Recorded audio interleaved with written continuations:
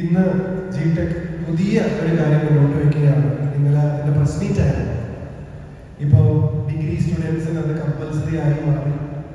Central ഗവൺമെന്റിന്റെ NEP എന്ന് പറയുന്ന പോളിസി, നാഷണൽ എഡ്യൂക്കേഷൻ പ്രോഗ്രാമിന്റെ ഭാഗമായിട്ട് ഇപ്പോൾ കുട്ടികൾക്ക് സ്ഥിരം പഠിക്കുന്ന ഡിഗ്രിക്ക് പുറമെ എന്തെങ്കിലും ഒരു ക്രാഫ്റ്റ് ഓറിയന്റഡ് ആയിട്ടുള്ള ഒരു സ്വഭാവം, ഒരു സ്കിൽ ഓറിയന്റഡ് ആയിട്ടുള്ള ഒരു സ്വഭാവം കൂടെ കൂട്ടി ഉറപ്പിക്കുന്ന രീതിയിൽ ഒരു സർട്ടിഫിക്കേഷൻ സെൻട്രൽ ഗവൺമെന്റ് നിർബന്ധമാക്കി എഡ്യൂക്കേഷൻ സിസ്റ്റത്തിൽ തന്നെ ഒരു റെവല്യൂഷൻ മുന്നോട്ട് വയ്ക്കുമ്പോൾ അതിന്റെ ഫോർ ഫ്രണ്ടിൽ മുന്നോട്ട് നിൽക്കാൻ ഏറ്റവും യോഗ്യമായത് ജിടെക് തന്നെയാണ് എന്ന് നമ്മൾ എല്ലാവരും വിശ്വസിക്കുന്നു.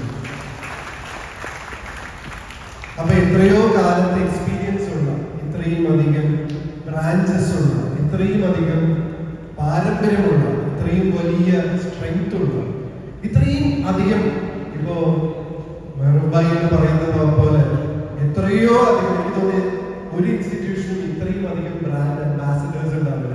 അത്രയധികം ബ്രാൻഡ് അംബാസിഡേഴ്സ് ഉള്ള, ഹാപ്പി കസ്റ്റമേഴ്സ് ഉള്ള ജിടെക് തന്നെയാണ് ഇവിടുത്തെ എല്ലാ കോളേജുകളിലേക്കും ആദ്യം എത്തേണ്ടത് എന്നൊരു വിശ്വാസം ഞങ്ങൾക്ക് ഉണ്ടായപ്പോഴാണ് ഈ യാത്രയിൽ ഞങ്ങൾ കൂടെ എന്നുള്ള തീരുമാനത്തിലേക്ക് എത്തുന്നത്.